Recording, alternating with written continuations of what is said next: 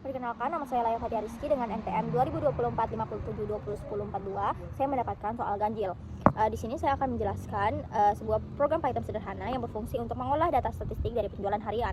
Program ini dirancang untuk membaca daftar angka penjualan, lalu melakukan kalkulasi otomatis seperti mencari total, rata-rata, nilai ekstrim, hingga memfilter data tertentu. Semuanya dilakukan tanpa bergantung pada fungsi bawaan Python yang canggih, melainkan menggunakan logika dasar pemrograman. Mari kita lihat alur kerjanya langkah demi langkah. Yang pertama ada persiapan data. Pertama, program menyimpan data penjualan 10 hari ke depan ke dalam sebuah list. Lalu ada menampilkan data. Menggunakan perulangan for, program mengakses setiap elemen dalam list untuk dicetak ke layar dengan format yang rapi. Lalu selanjutnya ada kalkulasi statistik dasar. Program menghitung total dengan cara menganalisis variabel 0, lalu menambahkan setiap nilai dari penjualan satu persatu. Dari total tersebut, nilai rata-rata didapatkan dengan membagi total dengan jumlah hari. Lalu selanjutnya ada analisis logika. Program menggunakan variabel penampung sementara, kita membandingkan setiap angka dengan nilai penampung tersebut. Jika ditemukan angka yang lebih besar atau lebih kecil, nilai penampung akan diperbarui. Lalu yang terakhir ada filtering. Terakhir, program ini melakukan pengecekan kondisi.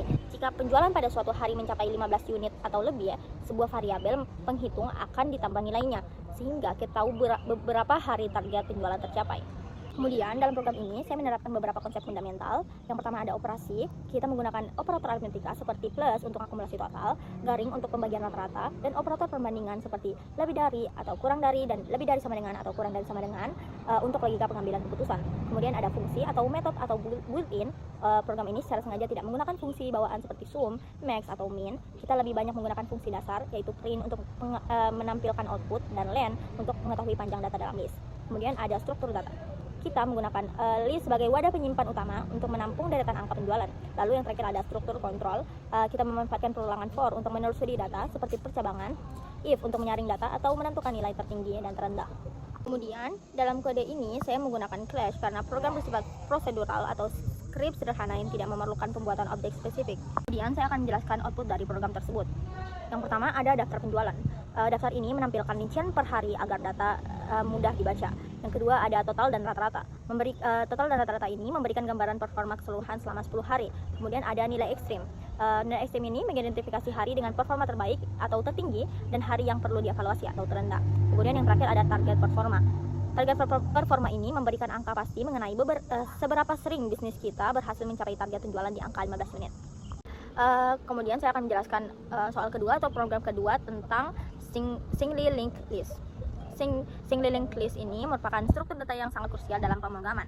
Berbeda dengan list biasa atau array, linked list ini menyimpan data dalam bentuk node yang saling terhubung menggunakan pointer atau penunjuk. Kemudian saya akan menjelaskan komponen program ini. Program ini menggunakan pendekatan Object Oriented Programming atau OOP. Mari kita lihat struktur utamanya. Yang pertama ada kelas node. Bayangkan ini adalah kartu antrian pelanggan. Setiap kartu menyimpan nama pelanggan dan sebuah next atau sebuah penunjuk yang menunjukkan ke pelanggan berikutnya. Kemudian ada clash link list. Ini adalah manajer antrian kita. Ia memegang head atau pelanggan pertama di antrian dan memiliki berbagai metode untuk mengolah aliran antrian tersebut. Kemudian kita akan menganalisis logika metode atau cara kerja. Inti dari link list adalah pergerakan antar node menggunakan perulangan atau while current. Berikut adalah metode kunci yang saya gunakan. Yang pertama ada tambah akhir. Kita menelusuri daftar sampai menemukan node yang next-nya adalah non atau akhir antrian. Lalu kita pasang node baru di sana. Kemudian ada sisip setelah. Kita mencari nama target terlebih dahulu. Jika ditemukan, kita memutus sambungan node target, memasukkan node baru di tengah, lalu menyambungkan kembali. Inilah yang membuat link list sangat fleksibel. Lalu yang terakhir adalah hapus pertama. Sederhana sekali. Yang terakhir ada hapus pertama. Kita cukup menggeser head ke head next, otomatis pelanggan pertama keluar dari antrian dan sistem langsung menunjuk ke pelanggan berikutnya sebagai yang pertama. Di sini saya juga akan menjelaskan outputnya. Saat program dijalankan, kita akan melihat alur yang dinamis. Yang pertama ada inisialisasi. Program membuat daftar awal Andi, Budi, Chandra, dan Doni. Kemudian ada penyisipan. Kita melihat nama Eko muncul tepat setelah Budi. Ini membuktikan fungsi penyisipan kita bekerja dengan mengubah alur pointer yang tadinya dari Budi ke Chandra menjadi Budi ke Eko lalu Eko ke Chandra. Yang terakhir ada layanan atau hapus. Saat pelanggan pertama selesai dilayani, program menghapus Andi dan memperbarui tampilan antrian yang tersisa. Program ini tidak hanya menyimpan data, tapi benar-benar memanipulasi hubungan antar data secara efisien.